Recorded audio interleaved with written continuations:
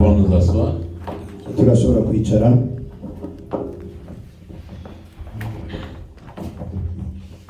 Nous venons dans ta maison et nous nous rassemblons pour t'adorer. Nous venons dans ta maison et nous nous rassemblons pour t'adorer. Nous venons dans ta maison et nous nous rassemblons pour t'adorer, Jésus. Oh, t'adorer, te louer, Seigneur.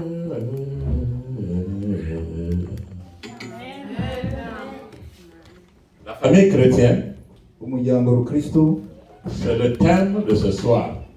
niwo mutwe w'inyigisho no munsi. Nous allons lire la parole de Dieu Turasoma ijambo ry'Imana qui est dans l'évangile selon Marc, riri mu Njiri yanditswe na Mariko, chapitre 3, igice ca gatatu, versets 31 à 35. kuva ku murongo wa 31 gushika ku murongo wa 35. Alléluia. Amen. Pour le respect de la parole, nous allons nous lever. Kubw'icubahiro cy'ijambo ry'Imana tubasabe muhaguruke. C'est la parole de Dieu, on se lève tous. Ni ijambo ry'Imana, reka twese duhaguruke.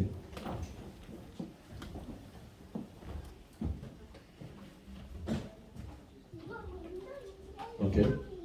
Ndasoma mu izina rya Yesu. Umutwe w'amajambo uravuga ngo Yesu yerekana umuryango wiwe bwite. Maze nyina na bene nyina baraza batuma kumuhamagara bahagaze hanze. Ishengero ryari ryicaye rimukikije.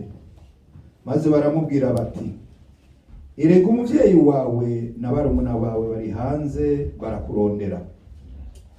Nawe arababaza ati, "Mama ninde canke bene mama ni bande?" Yeraguza amaso abari bicaranye impande zose bamukikije ababwira ati, "Ngaba mama na bene mama.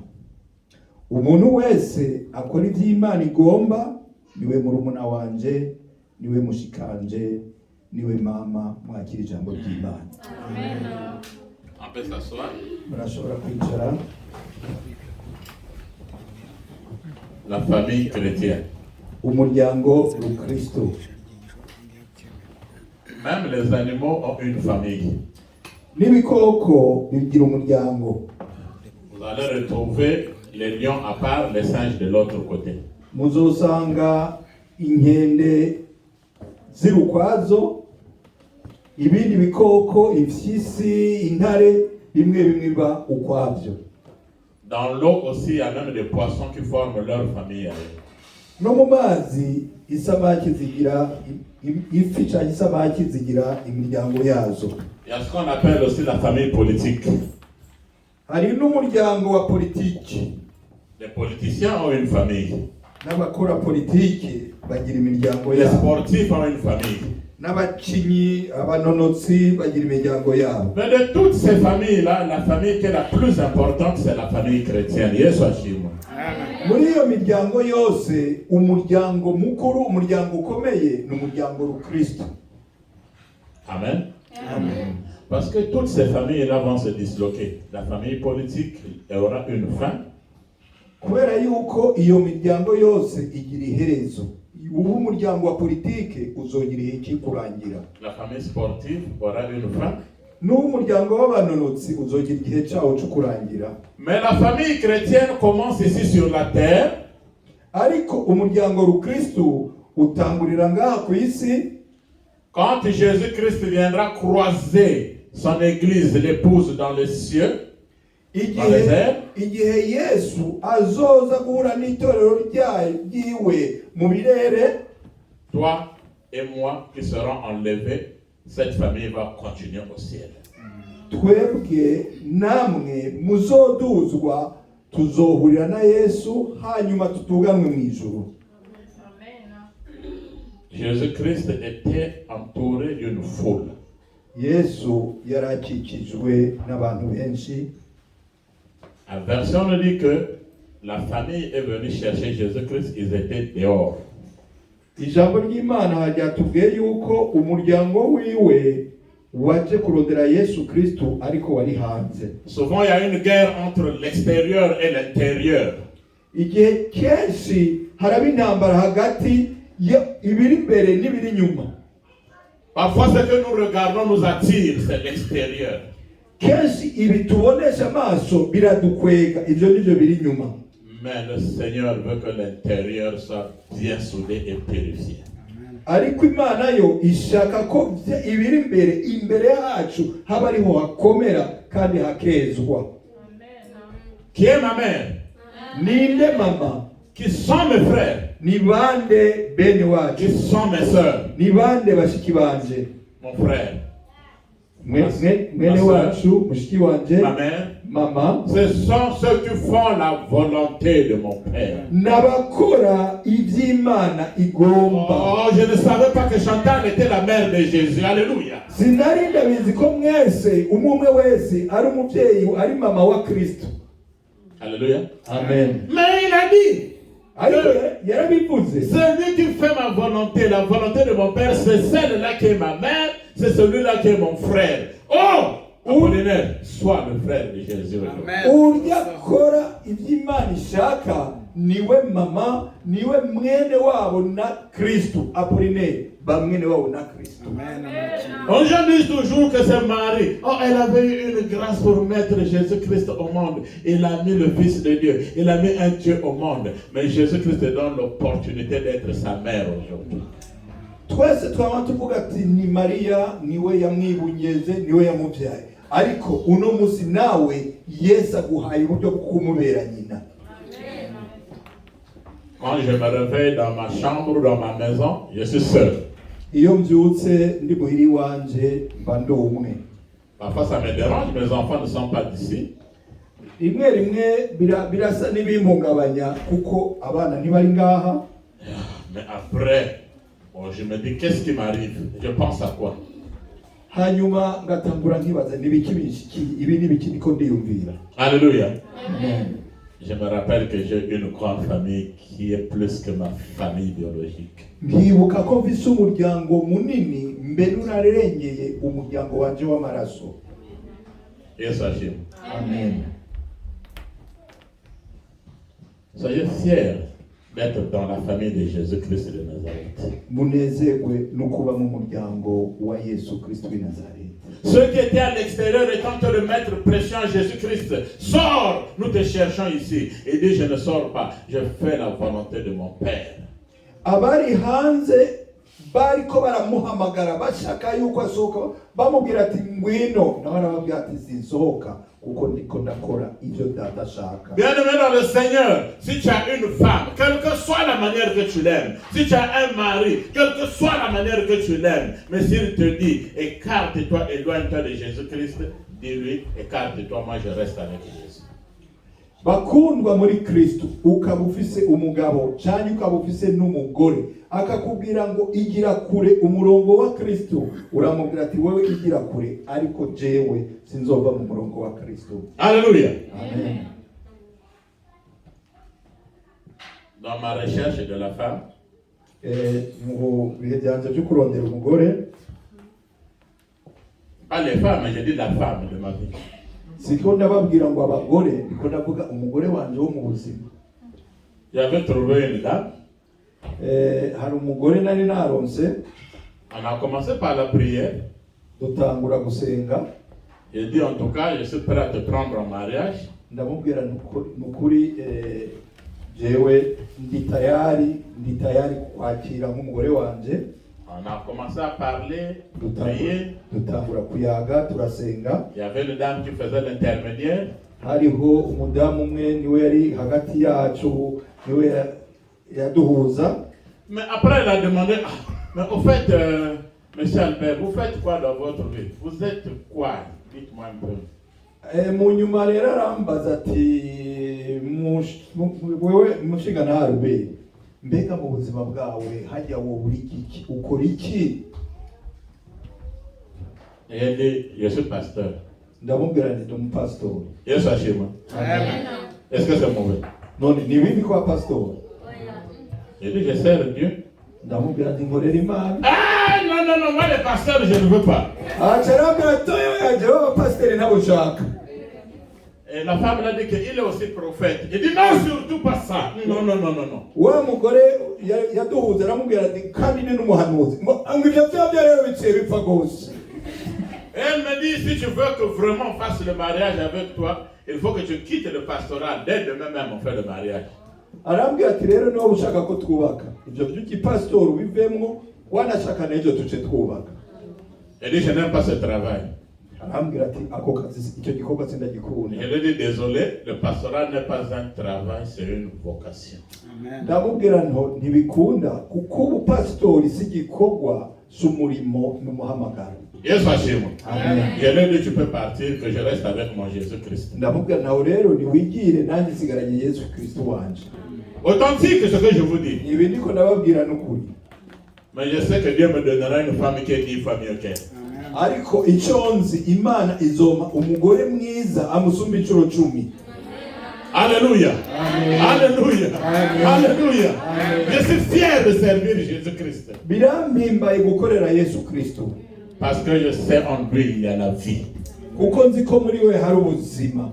Quand tu as la parole de Dieu, Iyo ufite ijambo ry'Imana tout est automatique. byose biriko. Tu as la bonne santé physique. Ugira amagara meza. Tu as la bonne santé spirituelle. Ugira n'amagara meza mbere no mu mwuka. Qui est mon frère? Ninde mwene data? Qui est ma soeur? Ninde mushiki wanje? Qui est ma mère? Ninde mama? Je suis fier. Je suis très fier Birampimbaye. de voir mon frère Papa Charles aujourd'hui ici. Biranezere cyane kubona mwene data Karoli ngaha. Tu nous as envoyé des beaux garçons et des belles filles dans cette église. Yaturungikiye abahungu beza n'abakobwa beza muri rino torero. Quand je veux penser à mes enfants, automatiquement je pense à eux, je dis, je ne regrette pas, mes enfants sont là. Iyo niyumviriye abana nanje biwanje nshampibagwa nti simbabaye kuko abana bari mu itorero. Amen. Que Dieu te bénisse. Imana iguhezagire. En faisant tes enfants, tu ne savais pas que tu donnais une bénédiction à Dieu.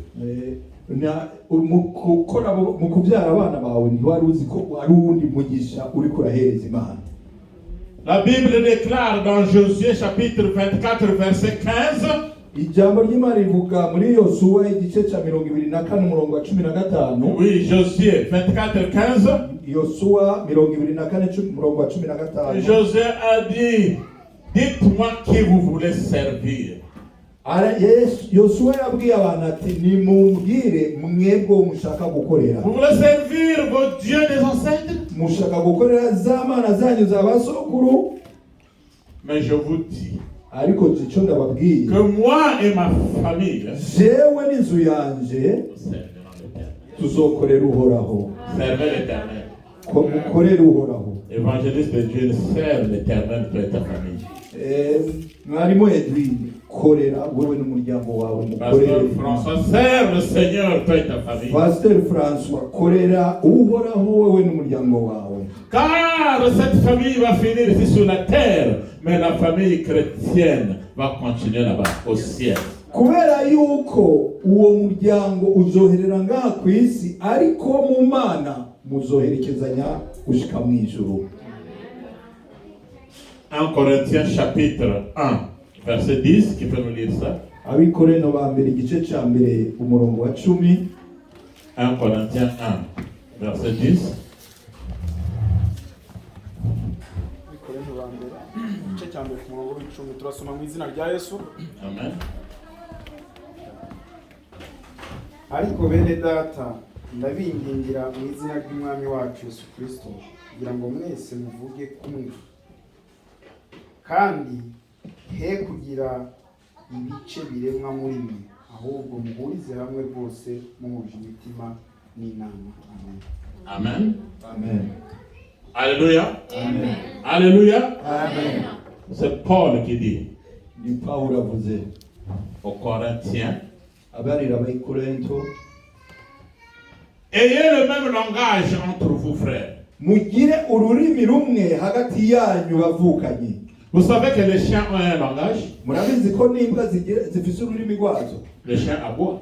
Imbwa irakuga. Mais le chien ne peut pas aboyer. Ariko akayabo ntigashobora kugira ururimi nk'urw'imbwa.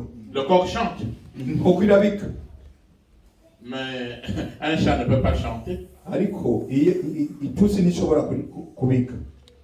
Le langage que les gens avaient avant, imvugo abantu bari bafise mbere, avant qu'on puisse construire la tour de Babel, les gens avaient un seul langage sur la terre. Imbere yuko bubaka wa munari wa Babeli, abantu bose bavuga ururimi rumwe. Qui peut me dire quelle langue ils parlaient? Ninde yombwira ururimi bavuga? Aucun théologien ne peut le démontrer. Nta n'uwagize theologie n'umwe ashobora kurumenya. Et c'est quand nous allons au ciel, on va partir au ciel. Est-ce que tu dois parler le Kirundi ou Kinyarwanda? Ndakubaza none nitwagera mu ijuru uzohava uvuga ikirundi cyangwa uzovuga ikinyarwanda?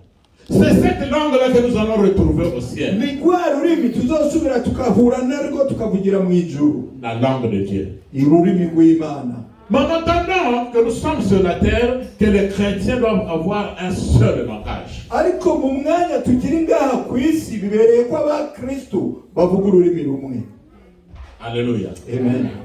Quand on t'insulte imbécile, tu dis que Dieu te bénisse. Il ne faut pas dire imbécile. Ah, moi, si je n'étais pas pasteur, je regrette même pourquoi je suis devenu pasteur. Je devais te casser la gueule. Ça, ce n'est pas le langage des chrétiens. Nibagutuka bakagutuka ngo mbesire. Ntuzoca uvuga ati nuko ndi pasiteri kwanza iyo nabimenya nkari ku pasiteri ubu mba ndakumenya umutwe uramubwira ati Imana iguhezagire. Iyo niyo mvugo yawe. Alléluia. Amen. Alléluia. Amen. La Bible dit soyez unis. Ijambo ry'Imana itubwiye ngo tube umwe. Qu'il n'y ait pas de division entre vous. Vous savez que le rôle du diable, c'est de diviser les gens. Le diable n'aime pas voir des gens qui sont en harmonie parfaite. Regardez comment il avait divisé Adam et Ève avec Jésus-Christ.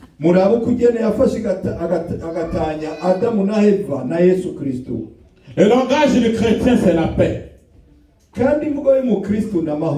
langage du chrétien, c'est l'amour. J'étais en train de regarder un oiseau qu'on appelle le corbeau. Nous étions au nord là-bas. Un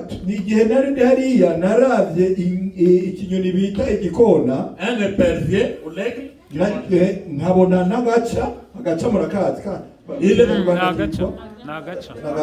est venu, il a piqué le petit du corbeau. Hanyuma kagaca karaza gacakira umuswi w'igikona. Yesu ashimwe. Amen. Est-ce que vous êtes là? Turi kumwe. Levez les mains. Levez les mains. Que Dieu vous bénisse. Imana ibahezagire. La mère du petit a suivi l'épervier pour ravir le petit corbeau. Cya gikona nyina wa kakatswi cyaciye gikurikira kagaca ngo kibwaka umwana wacu. On n'a pas compris. Ntabyo twatahuye. Elle a fait demi-tour. Isubira inyuma. Quand elle est revenue, c'était au moins avec 40 corbeaux qui la suivaient. Cya gikona cyasubiye inyuma mu gusubira kugaruka cyaje kigarukanye nk'ibindi bikona 50. Et nous étions en train de regarder un spectacle. Twese twariko turaraba tubona nk'ikintu cy'urukino. Et le père partait avec le petit du corbeau. Ariko kagaca kari gagikomeza na wa mwana wa muswi wa Bien aimé dans le Seigneur, le corbeau ont suivi le pervier. Tous ont tapé sur lui, ont tapé jusqu'à ce qu'il avait relâché le petit du corbeau. Tout le monde applaudit. Bya bikona byakurikiye kagaca kimwe kigenda kinoba kagaca kinoba kagaca gushikaho kagaca kababara bakarekura wa muswi twese dukoma amashi. L'apôtre Paul a dit que la nature ne vous enseigne-t-elle pas?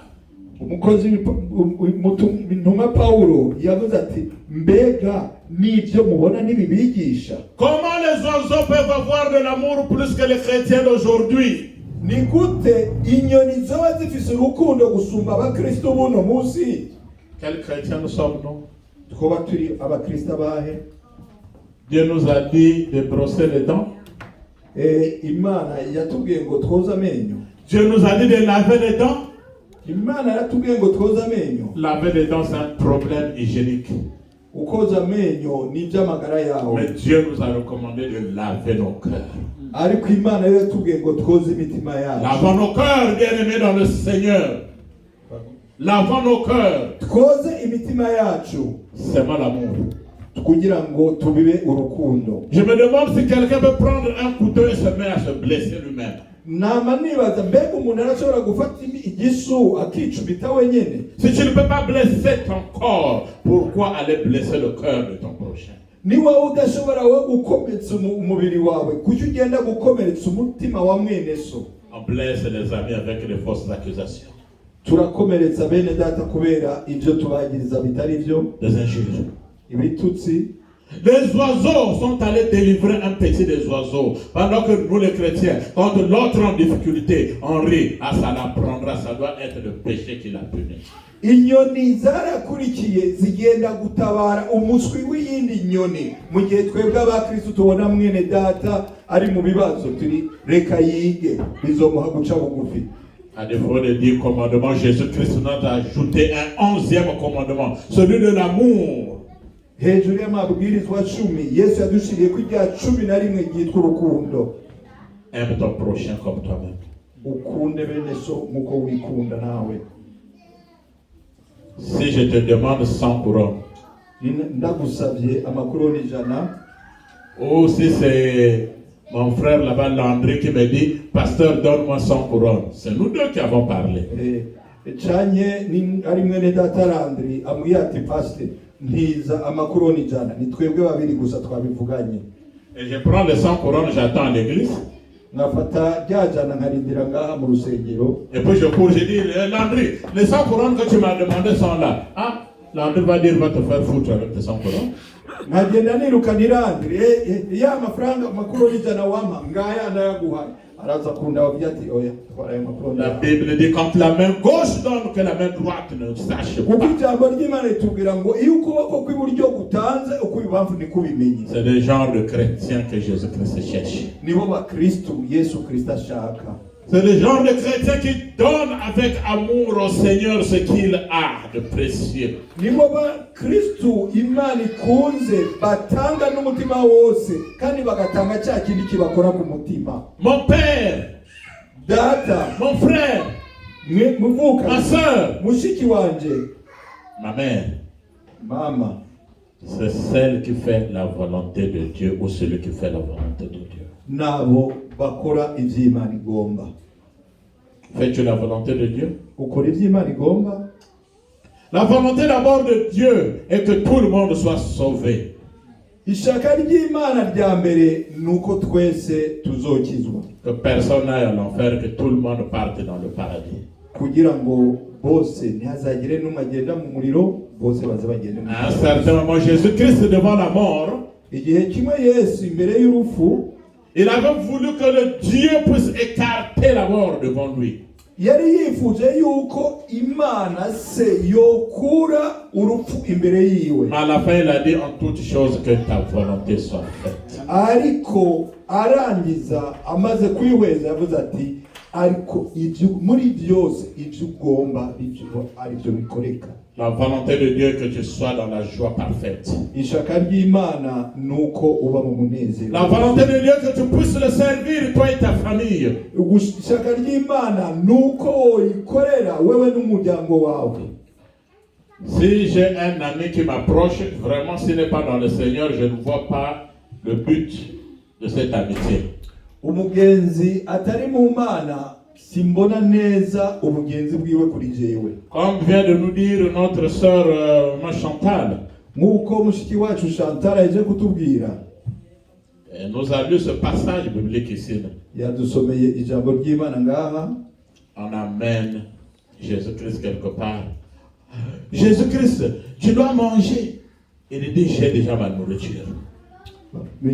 Yesu Kristo aho bari baramubwira bati Yesu utekwiye kufungura. Arababwira ati jewe ifungurwa zanje nazihejeje. Quelle nourriture vous cherchez?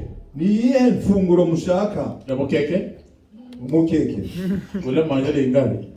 Ubugari. Et sachez-moi. Amen. Ça vous allez manger, c'est bien normal. ivyo muzobirya, ivyo n'ibisanzwe. Vous savez qu'il y a des gens qui suivaient Jésus-Christ, c'est parce que seulement ils devaient multiplier le pain et le poisson. Murabizi ko hari abakurikiye Yesu Kristo kubera ko bari bazi ko atubura imikate n'amasamaki. Mais nous avons besoin de la nourriture spirituelle. Twebwe dushaka kuronka ingaburo yo mu mwuka, Une nourriture qui vivifie. ingaburo itanga ubuzima, Une nourriture qui donne la paix. ingaburo itanga amahoro. Quand tu as la parole de Dieu, Iyo ufise ijambo ry'Imana, tu as la clé de la vie. uba ufise urufunguruzo rw'ubuzima. Alléluia. Amen. Quand tu as la parole de Dieu, Iyo ufise ijambo ry'Imana, tu as la clé de la vie. uba ufise urufunguruzo rw'ubuzima. Paul dit qu'il n'y a pas de division entre vous.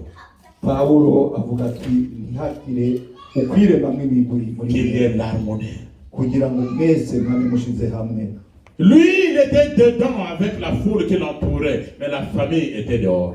Yesu yari indani, yari imbere, ari kumwe na ba bantu benshi bamukikuje, ariko umuryango we w'amaraso wari hanze. Vous savez que Jésus-Christ avait aussi des frères et des sœurs. Murabizi ko Yesu yari afise abavukanyi bashikiwe na bene wabo. Yesu ashimwe. Amen. Marie avait mis au monde après. Mariya yarashoboye kubyara mu nyuma zabo. Mais de tous les enfants, Jésus-Christ était spécial parce que c'était le fruit du Saint-Esprit. Mugabo mu bana bose yabyaye harimo Yesu Kristo yari udasanzwe kuko yari yamubyaye ku bw'amwemu w'Imana. Matthieu chapitre 13. Matayo igice ca 13 55 à 56. Faites attention. 55 gushika ku 56. Matthieu 13, 55 à 56. Matayo 13 Là, vous allez comprendre, même, on cite même les noms de frères de Jésus. Muraza kubyumva kuko baravuga abavukana na Kristo. Les enfants de Marie. Abana ba Mariya. Je peux lire? Matayo ibice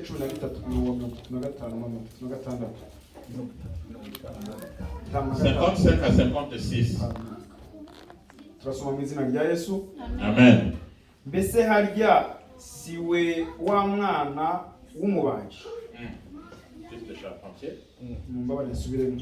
Mbese harya siwe wa mwana w'umubaji, nyina ntiyitwa Mariya, na bene se si Yakobo na Yosefu na Simoni na Yuda?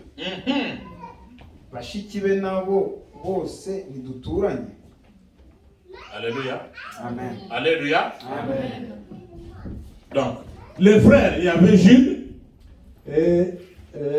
Mu bavukanyi hariho Jude. Yuda, Il y avait Jacques. hakaba Yakobo, Il y avait Joseph. hakaba Yosefu, Vous voyez? Il y avait Simon. hari na Simoni. Pas Simon Pierre. Ariko ntiyari Simoni Petero intumwa. Mais ce qui m'étonne, c'est que Jésus-Christ à la croix, Ariko ikintangaza nuko Yesu ku musaraba avant de mourir, imbere yo gupfa, il n'a pas dit Simon, voici ta mère. Il appelait Jean. Il dit Jean, voici ta mère. Femme, voici ton fils. ntabwo yahamagaye Simoni ngo ari we yereka nyina wiwe ngo nguyu mama wawe. Yabwiye intumwa Yohani ati nguyu nuko wawe, asubira Mariya ati nguyu mwana wawe.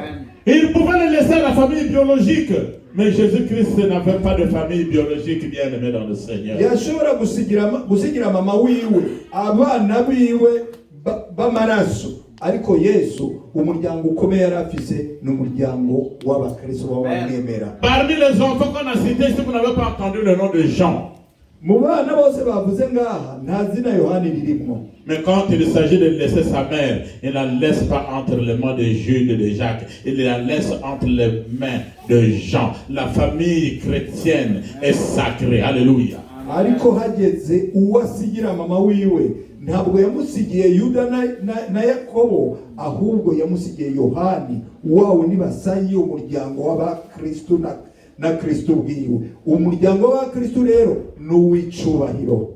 J'ai hâte d'apprendre le Kirundi et Kinyarwanda. Naje ndiko ndifuza kumenya ningoga Ikirundi n'Ikinyarwanda. Yesu ashimwe. Amen. Je passais mon devoir à la maison. Ariko muko bari guhamazima. Parce que je me sens à l'aise dans ma famille chrétienne. Kuko numva bimbawe ndi mu muryango wanje w'abakristo. Même si on me dit aujourd'hui, il n'y a pas de Congolais de Brazzaville là-bas dans votre église. Je dis, je n'en ai pas besoin. Je suis dans ma famille. iyo mpamvu bagize ati mbega ko ata munyekongo wo muri Congo Brazzaville ari muri rya torero ukora iki, ndababwira nti genda himbawe kuko ndi mu muryango wanje w'abakristo. Les gens qui sont à l'extérieur, ce sont ceux-là qui veulent vous empêcher d'écouter la parole de Dieu, qui vous empêchent de prendre le chemin du salut, d'aller jusqu'au ciel.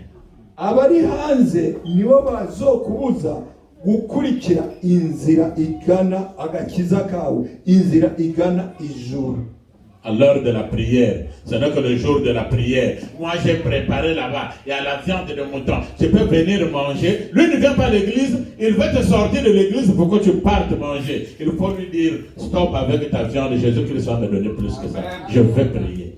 Hazoboneka abagutumira gusa ku munsi w'Imana, hageze ku munsi w'Imana akakubwira ko yatetse inyama y'intama yakaranze kugende musangire, uramubwira uti ry'iyo nyama yawe canyi nawe umurikire tugende mu ngoro y'Imana.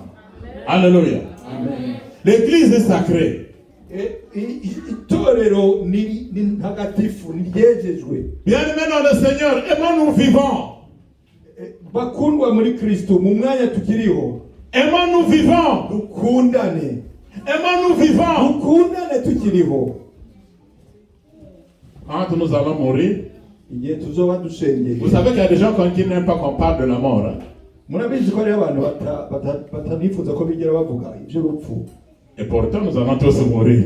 Ariko kuri ngo twese tuzopfa. Nous n'allons pas mourir maintenant, on doit vieillir. Ariko ni ntabwo turiko turapfa no munsi tuzorama. Yesu ashimwe. Amen. Mon cher, tu vas passer devant Désirata passe devant toi, ce n'est plus ta femme, au ciel là-bas. Mwene data uzotambuka urengane Désirata na Désirata kurengane kuko nazo bakira umugore wawe mu ijuru. Papa Charles, tu vas passer comme ça là. Eric aussi passe. C'était mon père. Non. Vous avez un père. On a un père. Le Dieu Tout-Puissant. Papa Charles azorengana na Eric arengane batangure kubaza ngo mbega niso atoya. Turafise twese data umwe kuko ni data wo mu ijuru. Quand Dieu dit, Jésus-Christ dit à Jean, écris à l'église de la Odyssée. Les églises ont des anges qui gardent. Aho Yesu yabwira Yohana ati wandikire itorero ry'Leokadiya nuko itorero ryose rigira umumarayika wayo. Écris à l'ange de l'église de Pergame.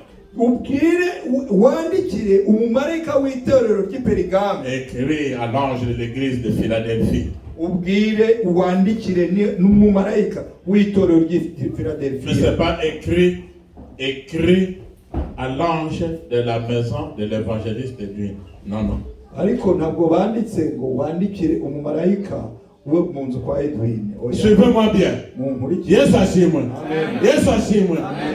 Mais François, étant membre de l'église de la montagne de la grâce de Dieu, il a le droit de bénéficier de la protection de l'ange de l'église de la grâce, de la montagne de la grâce. Ariko kubera yuko François ari umwe mu bitorero ku musozi w'ubuntu n'ibyizigiro, afigiriwe ubuntu bwo kurindwa n'umumarayika wo ku musozi wo w'itorero ryo ku musozi w'ubuntu n'ibyizigiro. Si Dieu connaît les églises, Imana niyo abizi amatorero, donc il connaît les membres de cette église. Irazi n'abari muri ayo matorero. Mais alors si vous ne venez pas à l'église, quel est l'ange qui doit venir au secours quand vous criez? Iyo rero utari mu itorero, ni uwuhe mumarayika azoza kugutabara mu gihe uriko uratabaza? Même quand Jésus-Christ viendra nous croiser, il ne va pas prendre des personnes comme ça là. Ça sera la sélection de toutes les églises. Tu fais partie de quelle église? Tu es dans l'église de l'Alliance, de la montagne, de la grâce et de l'espérance, je voulais dire. N'igihe Yesu azoza, ntabwo azoza gutora umuntu umwe ku giti ciwe, azoza gutora amatorero. Niyo aje gutora wewe, azogutora nk'uri mu itorero ryo ku musozi w'ubuntu n'ibyizigiro. Bien-aimés dans le Seigneur, montrons le vrai amour. Je parlais avec une femme qui était sataniste, elle était dans les loges dans le temps. nigeze kuba ndiko ndavugana n'umugore asenga satani. Elle a dit, je suis venu à l'église. arambwira ati naraje mu Je suis rusengero devenu chrétienne aujourd'hui, nabaye umukristo uno munsi, mais il y a quelque chose que j'aime remarquer qui ne va pas. C'est le manque d'amour dans l'église. ati hari ikintu mugabo nabonye kitari cyiza nuko mu rusengero Je vous demande pas d'aller au camp du diable. ntabwo ndabasabye ngo mugende mu ruhande rwa satani, Mais il dit que là-bas même c'est un faux amour. Vous voyez que quand l'autre a des problèmes, tout le monde te vient au secours. ariko naho hariya ari urukundo kuguhendana igihe bagize ingorane bose baza biruka gutabara. Il n'est pas le cas chez nous les chrétiens d'aujourd'hui. ariko ku bakristo uno munsi siko Changeons notre mentalité. dutangure twihweze ukugene turi. On déporte quelqu'un en Afrique, ceux qui restent sont contents. Il a vu ça. La personne fait partie de l'église et ceux qui se moquent de la personne sont où? Dans l'église. barafashe umwe bamusubije muri Afrika, abasigaye mu rusengero basigaye bamutwenga bavuga ukugene yari ameze. Uwo muntu batwaye ni uwo mu rusengero, nabo basigaye batwenga nabo mu rusengero. Dès qu'on entend que tel est malade, tel qu'on l'a vu là, je pense qu'il lui reste seulement 2 ans. Donc on donne même des dates, même Dieu ne donne pas des dates. C'est nous qui donnons maintenant même les dates de la mort aux gens. Umuntu aragwara bugatangura kuvuga ngo buriya ukugene twamubona ngo nta n'imyaka 2 asigaje. N'Imana ubwayo ntabwo yaduhaye itariki y'ugupfa, ariko twebwe dusigaye tuyitanga. Quand l'autre est dans des problèmes, on dit qu'il se débrouille là-bas, ça l'apprendra. Pendant qu'on devait venir au secours, comme ces oiseaux-là qui ont suivi pour aller arracher un petit oiseau. Iyo mwari mu bibazo ntabwo tumusanga tukamutabara, ntazanyoni zakurikira kwa kazi kagaca wa muswi turaraba tukavuga ngo nakome nabanze yige bizomwigisha. Je causais avec beaucoup de filles musulmanes. Nayaze n'abakobwa batari bake b'abayisilamu. Vous savez qu'il se passe un problème au niveau des chrétiens aujourd'hui. Murabizi ko hasigaye hari ikibazo hagati y'abakristo. Jésus-Christ revient bientôt, changeant la manière de regarder les choses. Yesu Kristo aragaruka vuba, dutangure duhindure uburyo tukora ibintu. Jamais je n'ai vu les musulmans en train de critiquer un pasteur. Ntabwo nigeze numva abayisilamu bariko baravuga nabo umupasiteri. Non, un imam, je voulais dire. Ntabwo nigeze nashaka kuvuga imam usengesha mu bayisilamu. Que le pasteur en train de maigrir, on dirait le pasteur est malade. Ah, il souffre de quoi? Le pasteur, la manière qu'il a maigri là, il va mourir à bientôt. Umupasiteri niyonda aravuga ati yarwaye, mbega arwaye iki? Ko tumubona arapfa vuba. Ce ne sont pas les gens du dehors, mais ce sont les gens de l'église qui sortent de telles choses. Sabo hanze nabo mwitorero bashora. C'est un exemple que je donne, je n'ai pas dit que vous dites ça. Nakarero ntanze ntabwo muze ngo nimwe mubivuga. Ok, le pasteur fait maintenant et dit je vais essayer de grossir parce qu'on m'écrit trop. Il grossit, hey pasteur,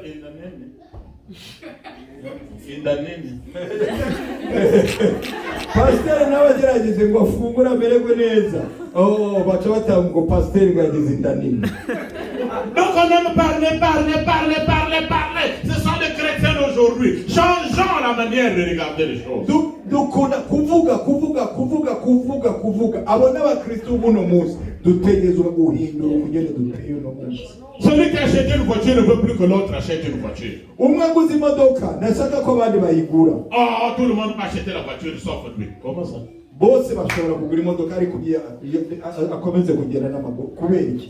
Si tu es en train de prendre une maison en location, on dit il aussi il sort beaucoup d'argent. Tu achètes la maison, au lieu que je trouve d'abord la maison, celui qui trouve la maison. Ça c'est quoi? Dieu est complice. Iyo upanze bavuga tujye n'abatakaza amafaranga wagura inzu abandi bakababara ngo arantanze ngo nije nategezwa kuyironka ubwa mbere. Qu'est-ce qui s'est passé? Un tel s'est marié. Ils se sont mariés, oui. Ils ont eu des problèmes, se sont disloqués. Dieu merci qu'ils sont disloqués. Je remercie Dieu en cause de la dislocation du foyer de l'autre.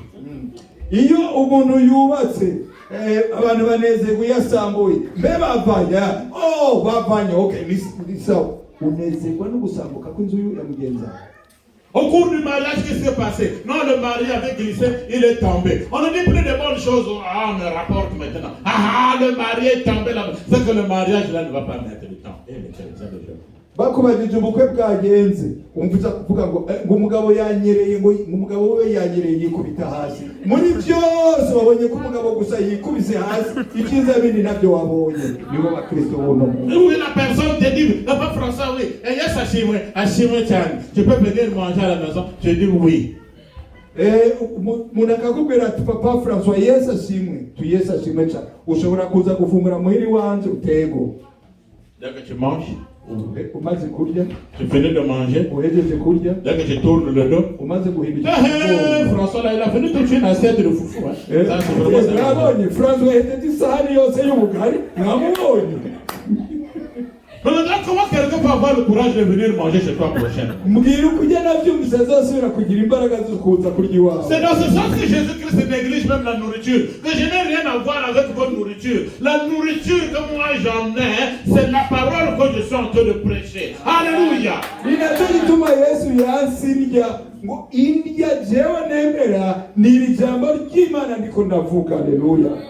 Vous savez que de toutes les familles, la famille qui est combattue, c'est la famille chrétienne qui est combattue par le diable.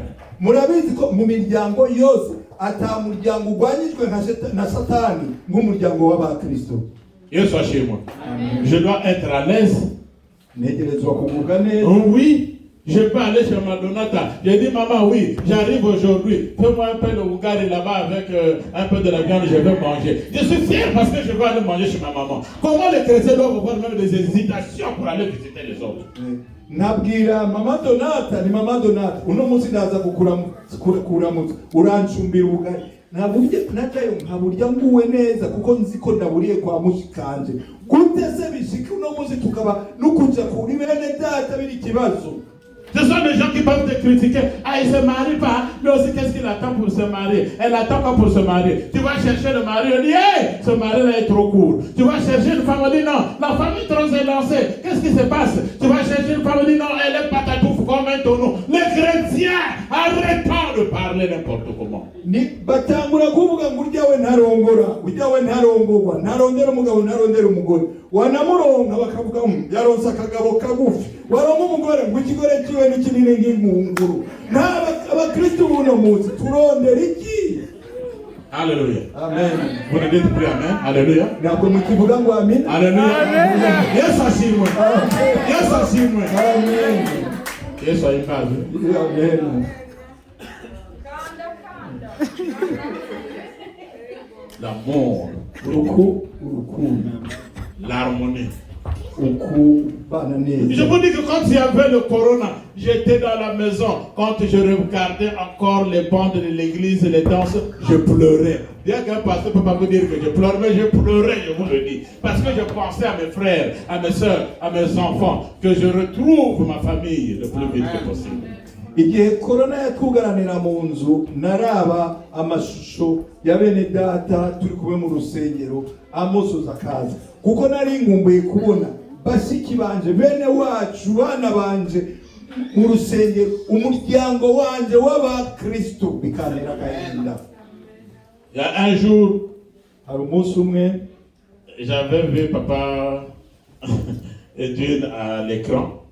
rimwe mbona muri ayo mashusho mwarimu Edwin. J'ai pas voulu montrer aux gens que j'avais des larmes aux yeux. C'est vrai ce que je vous dis. Uwo munsi naranyegeje abo twari kumwe kugira ntibabone ko amosozi aje mu maso.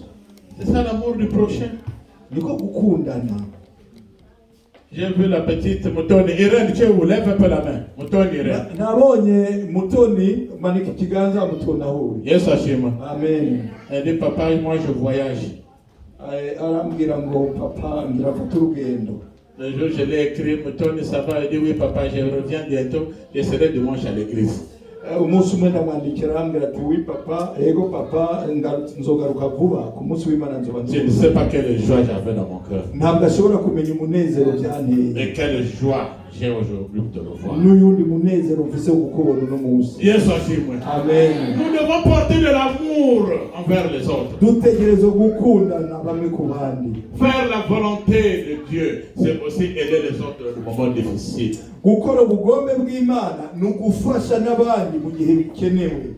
Faire la volonté de Dieu, c'est porter le problème de l'autre, son problème devient ton problème à toi. Yesu ashimwe. Gukora ubugombe bw'Imana ni ukwikorera n'ingorane z'abandi, ingorane yiwe ikaba ingorane yawe.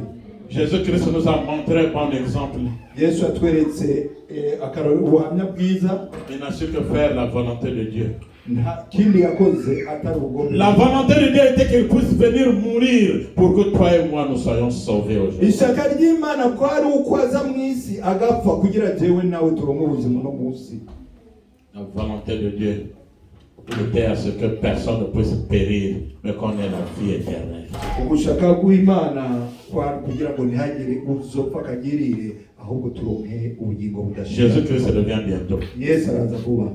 Lavons nos dents, None tuce twoza amenyo mais plus lavons nos cœurs. canke twoza imitima yacu. On ne peut pas avoir des dents blanches et des cœurs noirs. Si byiza kugira amenyo yera n'umutima wirabura. Jésus-Christ n'a rien à voir avec nos Yesu ashimwe des dents, mais Yesu ashimwe du cœur. Yesu Kristo ntabwo akeneye za Yesu ashimwe zacu z'amenyo, akeneye Yesu ashimwe ivuye ku mutima. Imana ibayezagire. Imana ibahe.